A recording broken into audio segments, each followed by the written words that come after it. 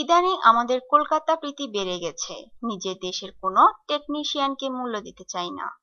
আমরা চলচ্চিত্রে নিয়মিত কাজ করলেও আমাদের নাম প্রকাশিত হয় না, আমরা অবহেলিত থাকি। এভাবে অভিযোগের সুরের কথা বলেছেন ঢাকায় চলচ্চিত্রের ব্যস্ত আলোকচিত্রী রফিকুল ইসলাম রনি।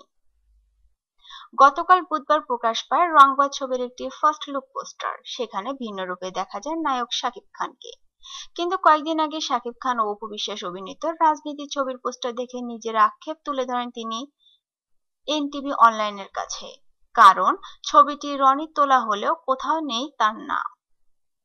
রনি বলেন, আমরা কাজ করছি কিন্তু সেটার মূল্যায়ন হচ্ছে না।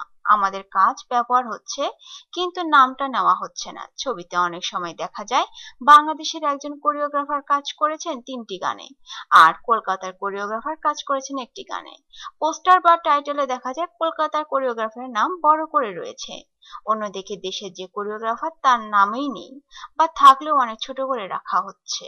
একটি কাজ মানসম্পন্ন হওয়ার জন্য একজন বিদেশি কারিগরকে যে সময় দেওয়া হয় সেই সময়টা কিন্তু দেশের কারিগরদেরকেও দেওয়া হয় না। এতে আমাদের কাজের মান নষ্ট হচ্ছে বলেছিলেন রনি।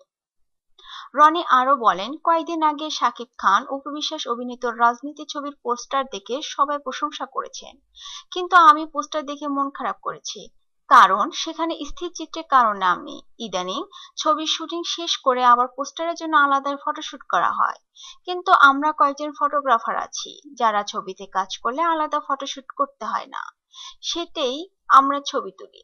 এমন অবস্থায় আমরা আশা করতেই পারি যে পোস্টারে আমার নাম যাবে। আমি বলতে চাই, বাংলাদেশের টেকনিশিয়ানরা কাজ করতে জানে, আমরা শুধু স্বীকৃতি চাই। সিনেমায় ক্যামেরার সামনে যারা কাজ করেন তাদের সবাই চেনে, কিন্তু ক্যামেরার পিছনের মানুষদের মানুষ চেনে না। তাই স্বীকৃতিটুকুই সম্বল বলে মন্তব্য করেছেন রনি।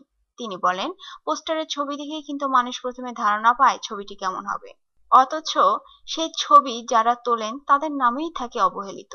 এটা পরিবর্তন হওয়া দরকার। রফিকুল ইসলাম রনি বর্তমানে পাবনায় রংবাজ ছবির শুটিং এর সেটে আছেন।